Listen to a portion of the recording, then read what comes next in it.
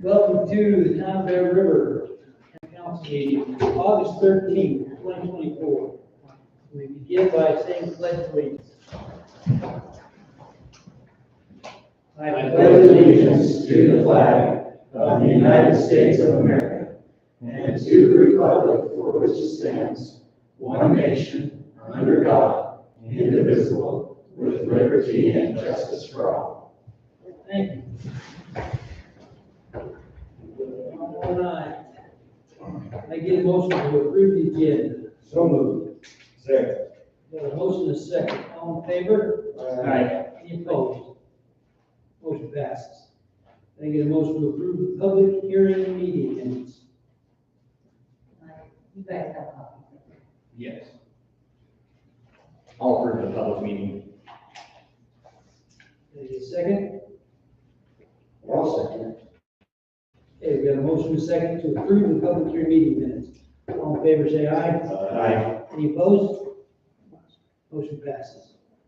I get a motion to approve the July 9th, 2024 meeting minutes. So moved. And seconded. A motion and a second. All in favor, say aye. Aye. Any opposed? Motion passes. I get a motion to approve the vouchers. So moved. Second. Second. Got a motion and a second. All in favor, say aye. Aye. Any opposed? The motion passes. I get a motion to acknowledge the July 2024 financial statement. So moved. Second. Got a motion and a second. All in favor, say aye. Aye. Any opposed? Motion passes. Okay, new business. To accept and sign the notice of award to Greg Coe's bid of $475,580 as the contractor for the urbanization project curb and gutter within the town of Bear River. Get a motion to accept that, Greg Coe's bid. Is this time for discussion again? I just want to make sure we're okay with that, because before we awarded him that, there was some concern. And as long as we're all right with that, because what I don't want to have happen is get out on there and things not go right. What was the concern? Him not doing a very good job, the quality of his work.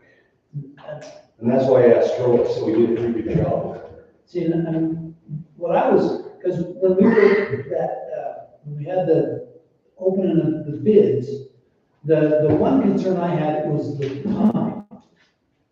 And Todd was the one, and it sounds like Todd has, because he went over everything, and it sounds like the concerns that Todd had have been resolved. And I think they have. I just wanted to, I just have to make sure that we're all right with that, because what I don't want to have is when we get out there and then we start to have problems and we didn't do our due diligence. And it sounds like we have, and the concern was the quality of the work and the laydown machine. Because if he had to hand form that, he was not going to make the demo whatsoever. But it sounds like he's got that taken care of.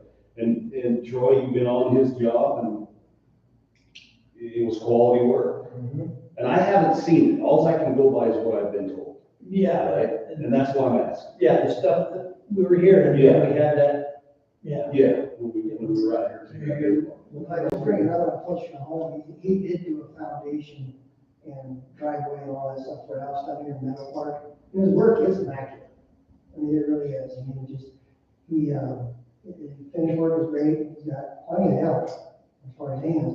But you're right. Our concern during the bid opening, or after the bid opening actually, was, can he get the work done on time? Because, I mean, concrete, you don't want it to freeze, asphalt has to go down to a certain temperature, so it has to be done within the timelines that we put down.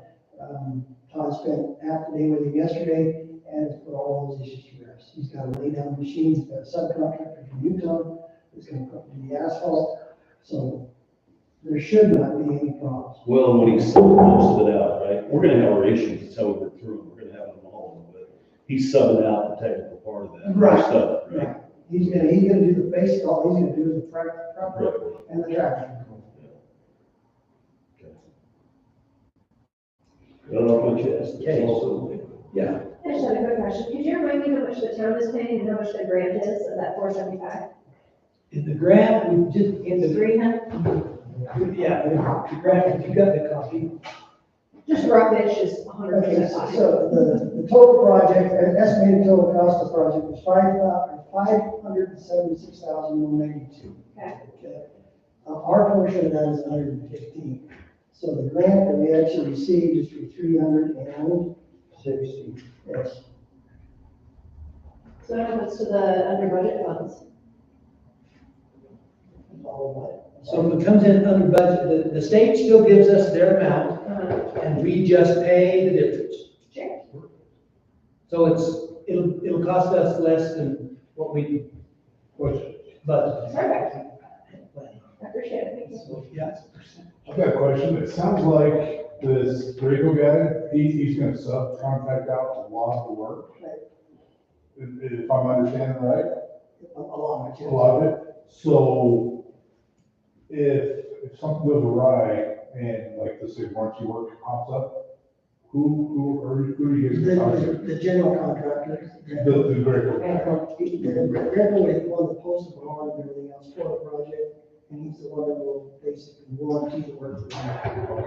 And if he can't do it, he has to find someone to take care of it. Perfect. I just played some contracts before and this Before the end of 1 year, if things fall apart, and he just basically tells us, go, blows us off. it's We pull his bond, and we hire somebody to make the repairs. perfect. As long as town's covered. Okay, And just really quick, I mean, the way this grant is, it works on percentages, so basically, we are funding approximately 13.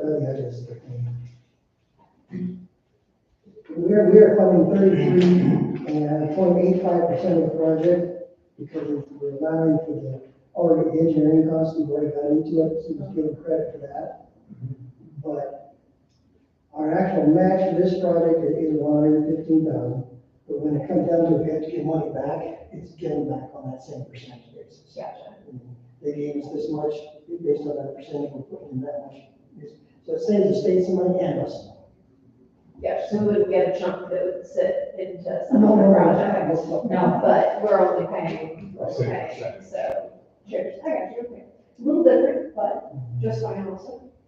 And when it comes to grants, you don't get to keep it in. Yeah. You gotta sign. Well, every grant's different, like, so I appreciate it, thank you. okay, so, I'll make a motion. okay, I'll second it. okay. Got a motion and a second. All in favor, say aye. Aye. Opposed, say nay. Okay, the motion passes. Thanks for that discussion. Number 2, to approve the first reading of ordinance 2024-03, which is an ordinance adopting a map of the town of Bear River, reflecting the ordinance amending a portion of the town to an industrial zoning. Town ordinance 2021-02, section 10.55. Now, we talked about what part of town that's involved in. So we'll read that and then approve it. I'll make a motion that we approve the first reading of the ordinance 2024-03. I'll second it. Okay, we got a motion and a second. All in favor, say aye. Aye. Any opposed? Okay, motion passes. And we've got a copy of that. Anybody like to hear that read? Thank you. No, I'm good, thank Okay. you. This is talking about the zoning that we, yep, Yeah. perfect, yeah, no, it's all good, thank you very much, I appreciate that. Okay. Very good. Number 3, approve the agreement between LR Communications Incorporated and the town of Bear River, Wyoming. Agreement will begin September 1st, 2024, and will remain in force until August 31st, 2029. In exchange for co-location of equipment, LRC will pay town of Bear River $250 a month for the duration of the agreement. And I get a motion to approve that? So, Second. Got a motion and a second. All in favor, say aye. Aye. Any opposed? Very good. Passes. And number 4, Verizon has asked for confirmation that Mayor Vernon Condy is authorized to sign for. Sorry. All we need to do is concur, Yes, yes, and sign accordingly. Yeah, so we all concur that I can sign that document for Verizon? right? Or any other document that comes from Verizon. Yeah. If you're gonna do one of the motion. Concur. Yeah, it makes a motion to appoint. So, and then they just want a copy of the minutes that says the council agreed. Are we making a motion? Is my A question. motion to direct the mayor to sign on behalf of the county. Yeah. I don't know how concur works with what you want, if you want. Yeah. It's already written. Yeah, and Why reinvent the wheel? I'm just saying if we say aye to this and then. Well, I make a motion that I move to authorize Mayor Condi to be an authorized signer for the town All right. on the Verizon contract. I said, Okay, all in favor, say aye. Aye. Any opposed, say. Okay, that passes. Okay, so we'll send them a copy of these minutes. That's twice there. All right, anything from planning and zoning? Our rezone of this, I have one new building permit, and that's, Okay, that's all I've got for planning and zoning at this time. anything else on that? What about the roads? The roads are actually doing quite well. This last rainstorm, I see where it's kind of softened up a few places. Like towards the end of the month, first part of September, we'll be grading up those potholes. I am gonna regrade the hill and put fresh gravel. I've got to stretch it out a little so that we're gonna try to put fresh gravel on and mag it before winter. Last winter, it kind of fell apart, and it was kind of hard to bring the road back. So we're gonna try to put some fresh gravel on and mag that as well this year. you've done a good job on those roads, they stay together pretty good, at least in my house. And Troy, too, you made a comment 2 meetings ago, or last meeting, about we need to figure out how to keep that gravel on the hill. Since I've done quite a bit of research, Todd and I talked about it, probably our only answer, and this is gonna be like a 4-letter word for better, probably the only real answer to that hill is curb, gutter, and asphalt. Yeah. You know, and so kind of, with that said, I'm gonna challenge Scotty to write a grant to the slope work at this MRG link. And we'll get all the cost estimates for our engineers and watch that grant. That was an issue when I ran the first time. They said, you just want that because you live up there. And I said, no. It's an issue because you keep that road open in case ground on these landmines. And without it, just beats it up. But you know, that's cool, that's long. In all fairness, the road itself is holding up pretty good. It's just the ruts on the side are just getting deeper and deeper. If somebody drops a tire there, it's gonna be Do we have an estimated cost? I mean, just ballpark. I think the asphalt used to be like $1 million a mile, wasn't that pretty close? That's about 3/4 of one. Oh, That's the type of project we might be able to raise with the siting location to explain if there's going to be heavier traffic or heavier trucks that we might expect, if there's a location people might rent up there. Those are the kind of projects that we might have, because that's the impact on the town. Heavier stuff's gonna have ruts or cause different things, a little heavier use than what we're used to. And therefore, our suggestion may be, can you pave this stretch because it's a hill and because it's susceptible to that kind of damage? we're gonna get that kind of money. Cameron got 1.2 million. Oh, we were talking about the last. From last meeting that we were in, and Cameron probably did get one. Yeah. well, except that we're not gonna, because we only have 500 people, it's difficult to make that jump. Mountain View was given Well, not Mountain View, but Bridger Valley Human Powers. Well, now, you was given some, and Lyman was given some. Yeah. And they had probably a bit higher numbers, but Mountain View did not have much of, impact statement. I think they had 7 people, and they still, there was a vote, and it was close. But I think they still got like $500,000 for a road. And so even if it's in part of what can be done, and a split grant, tying it together, those are the kinds of projects that we can look at if we can try to explain how it works. How you just said, if you have a population of 520 people, I mean, I guess, I'm going to be done on this one. How do you sell that impact with 520 people? So You might as well talk. So I'll tell you what we talked about last night. So what we did was, there's 3 projects going on. And one is up at Granger, and that's Project West, okay? There's another one south of the Green River, Pacific Soda. Those are both Trona ones, okay? The third one's the Natrium plant, outside of Cameron. And so Gary Welling said that the impact, so what happens is there's a site impact survey. So the EPA is going to, in the end, give these 3 projects permitting to build their projects, right? And so they have to set aside, it works out to be about 1% of their total project cost to site impact surveys. And the site impact is to help the local communities absorb the impact of the construction of the project, not the long term, but just, we're gonna bring in 6,000 workers to build an atrium plant.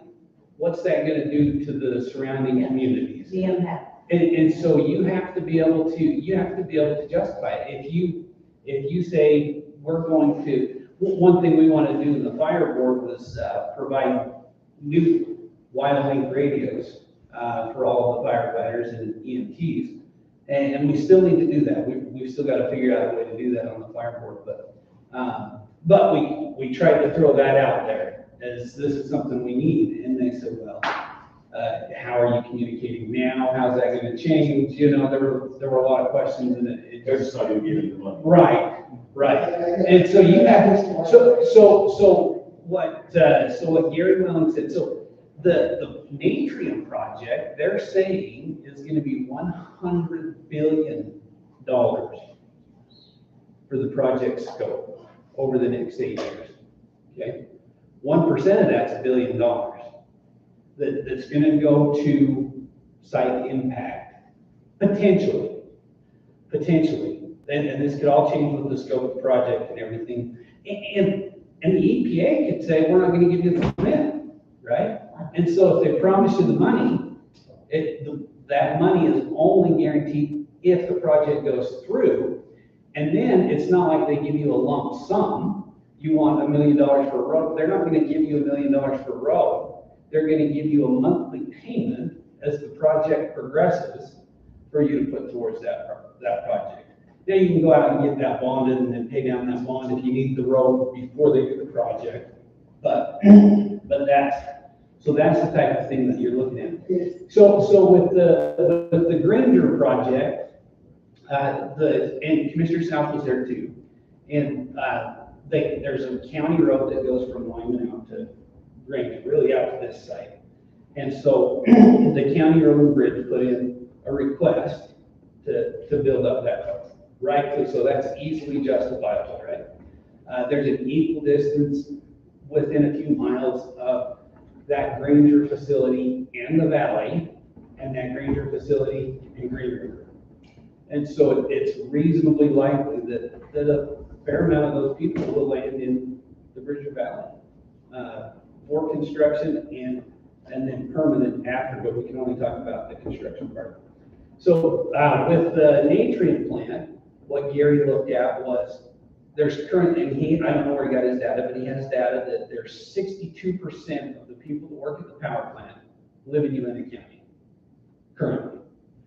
So that means that we in Uena County, we have a lot to pull on here and say, okay, this will affect us substantially.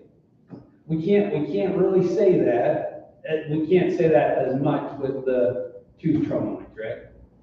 I think we'll end up with some population, and in the end, I think the fire board was able to get about 182,000 to basically be in another position type of thing. And so that project for the Project West has already been submitted and is waiting for the EPA to approve it. So that one's, we can't do anything about. We missed the vote on that one. But the next two, the Pacific Soda one, we would have to have something to Gary Welling by September 4th.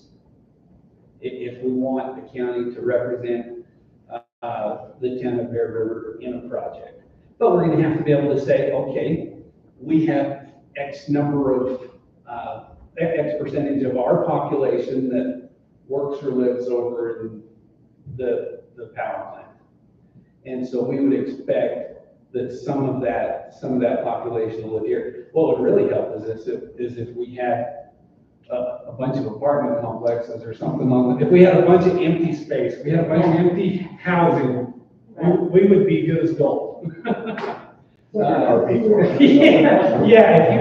you had temporary short-term housing, we would be good as gold. Yes, Mark. I was not here when they moved in town, when they built name tags. How did all that work?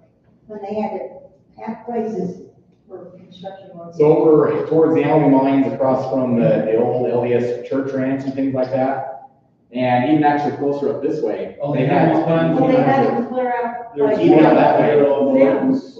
They had like 4 or 5 locations where they just brought in trailers that were like multi-unit homes, yeah. Yeah, they had to remember right now. I mean, they had- Yeah, you go into Terry's property, that's trailer park, things like that. Well, and to add to that conversation, we're looking at that, it's got a big project going at Bechtel. When Bechtel is running this project out here, they're talking about these same issues. And what they did there is they went and spent $10 million, Bechtel did, because the housing was not there. Okay, talking about these same things that you're just talking about.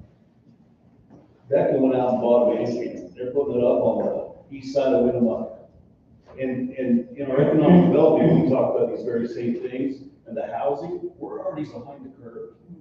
I hate to say it, but something like that's probably gonna happen at some point. Because when those people can't get, hopefully, I don't know, we get that pasture over there, but that bank, I mean, that's what you're talking about, get money, right? Yeah. Yeah, and so, I mean, that's an example, at the fire department level, we're looking at, what 6,000 people, what kind of pull is that gonna put on the ambulance? What kind of pull is that gonna put on, our volunteer fire department and our resources? And it's gonna have, it's definitely gonna have a pull. Well, so for example, I mean, if we're looking at 62% of the population lives in Uena County, we could justify, hey, 62% of the construction workforce is going to stay in Uena County while this is being built. Well, we have an extra 6,000 people here. We can look at our resources now and divide that per capita, right? And say, with an extra 6,000, that's going to increase our demand by 13% or whatever it is, based on our population. Yeah, Darby and Gary Welling have a formula on that, and we can work with them. You can call Darby, you can call Gary Welling and work with them on any ideas that they have, but we really ought to come up with some things. Well, I know we talked about water truck, Yeah. a new water truck. That was your idea. And there's two basic routes. I know somebody on the siding board, and he taught me after the last Granger project and mentioned more and more they're pushing towards the basic formula of this is how many people we have, this is what our budget is, therefore it's X number of dollars per capita. We think that this many people are going to be in your community in addition, multiply that number by per capita. And that's the amount of money. And that's one of the formulas they're trying to use. The other that I've seen successful, on multiple times is specific projects where you can justify that you believe that the impact is going to have on this specific project. And that's why I brought up the road. If you could show that there is either areas for development or the potential for people standing up above that, and heavier trucks that are often come with those work crews could cause damage to the road. This is how much that we would be asking. That's kind of why I was asking the question, what kind of funding is there? Because when you really put that in perspective, you just ask, how many places have we got on Deer Mountain? And that's why I brought up Mountain View. Mountain View had 7 people. 7 people is what they estimated would actually be coming to Mountain View and working on the project. And they got the entire street done.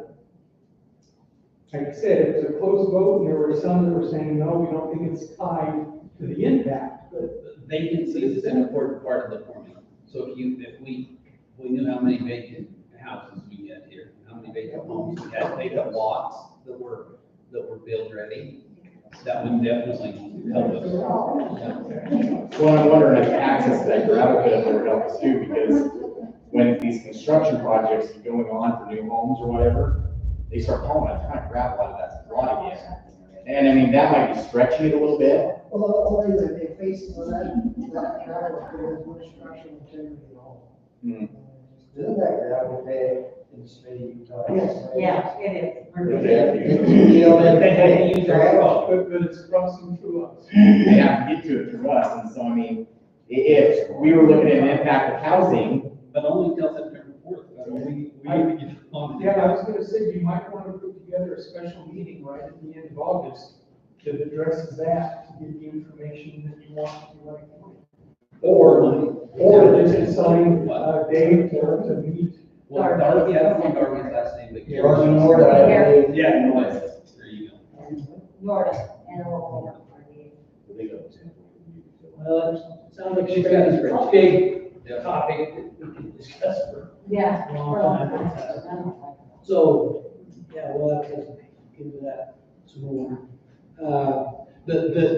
Sorry, before we move on, the Natrium project, so I told you the one for Pacific Soda is due September 4th. And I don't know how far we can stretch that, so maybe we don't need a special meeting at the end of August. Because I just don't know if we can say, yeah, people are gonna commute from Bear River to Green River, to work at Pacific Soda. I seems highly unlikely, but the Natrium plant, Gary didn't have a firm date, but he says it's due in November, December, still before the end of the year. About a month and a half fall. I don't need some things are going that work there, that lives here, it's right. yeah, but we should It's been pretty much. wax out. Oh, I works over there. Oh, that's right. It's not a short number. And there's 3, because I don't know. Ryan, JR. Oh, yeah, I think more. He said. 3 for that. Consider our population. Okay.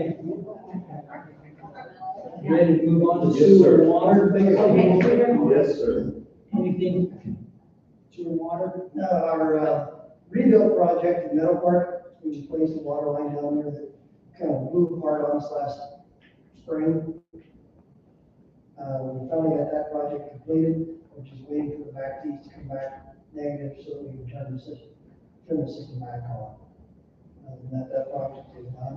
Our tanks have all been cleaned and inspected. We've also completed our second Sanitary service. sanitary survey with the EPA. And I'm working closely with Florida and Associates because the EPA during their little inspection says that the gasket that goes between the wall on the tank and the lid on the tank, it's not a gasket, it's a void. You poke it with your finger, it's a gasket. You take a close-up picture, it's a gasket. And so the EPA is wanting me to demonstrate through an engineer or whatever, that is not a gap or a hole or a place where bugs can get into the tank, but a gasket. So I mean, they're just making us, for lack of a better word, spend money that we don't need to. I mean, so anyway, other than that, we have that deficiency that I have to deal with. Once I get a letter from the engineer saying, no, that's a gasket, tank was built, and it was designed to be, that'd be good. Sewers, other than the muskrats chewing up the power cables, we're still fighting that. Sewers need to- Okay. And economic development. Talked about same similar things, he did housing is a big issue. It is, it's gonna continue to be at this point. Really, that was the conversation. Going out to workforce development, we're still pushing on.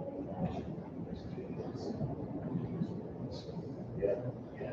This housing thing, real estate lobby is a whole big thing in land. They have a class Just on that. just on housing. It's huge. We got a task force put together just on housing, trying to get it done. Because there are some developers that already did a couple of things in town that's really coming in now. They have the ground they can build houses. And Ben Phillips leading that charge of Bank First Bank, he's going to be good. But you look at the landowners, there's 5 major landowners surrounding us. And then we're not going to go to Pierce down here to get the section and substance. Maybe 2 generations, maybe the next one, I don't know. So, yeah. Okay. Well, any items from the floor? Yeah. I did have just a couple of questions, mostly about record keeping. So I noticed in the July notes, there wasn't anything about the third reading of the firearms ordinance. Where'd that go? In the what? We had the third reading last meeting. Right, it wasn't in the notes. The notes that got mailed out. Was it in the minutes? No, I'm sort of tired. Yeah, it was in yours, but it wasn't in what got sent out to everybody.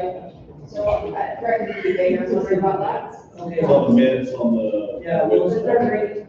Yeah, well, it was in minutes and those are, Yeah, we can put them on the website. yeah, well, And the website was my other question, is the workshop agenda, it got put on today, but sometime between when I was looking for it all day and when the meeting showed up, the agenda was there. Do we have a time with that? No, Can we? Because No. this last and minute it's is not subject to okay. change. And that's the reason it was changing. Well, we tried to, Okay. let's put it this way, we tried to get it there on Monday night. Yeah, That's what Troy had asked us when he was in there. And so as far as we put a draft on the website, if it, and I had sent it to, And I remember working closely with the lawyers on this last time, because it's subject to change. It can change, it can change 5 minutes before. well, and I get that, but not having anything else is not okay. And then also the agenda, like for the archive funds are nowhere near up to date. We've got April of 2024, I mean, so that's at least this year, when, I guess. And the town, well, they in July. And then the town council videos are delayed. Look at that. So I haven't had a second meeting with the Cheers. so I I'll haven't send got. them to you. Like, 'cause I know we said lots of times, that's the way we keep the town up to date, is that it's on the website, except it's not. So could we please? Yeah, we can talk about that. And I really don't like the third reading of having that thing with, like, that was a little gross, and then for it to not be on the notes that we sent out. Also a little unsettling. Yeah. But, cheers, I guess. the third reading. It wasn't in the newsletter. And I apologize for that. I don't know how that happened, to be honest. Is it? Well, it feels a little purposeful at this point in time. I'm not saying that it is by any means, but Yeah, the way I don't the think that was meeting was the run, case. and then it wasn't in the notes, like, That's not the case. and I get that, but it looks fair. okay, duly noted. Appreciate it, thank you. Okay, One more thing I've got, Dave, good job on getting all that, you did a lot of homework on that. You know, I just have those questions to make sure our bases are covered. You guys have done a lot of work and, That's your job. you know, just making sure. So thank you for the emphasis and everything you guys do. All right. That, everything, if it is, the meeting's adjourned.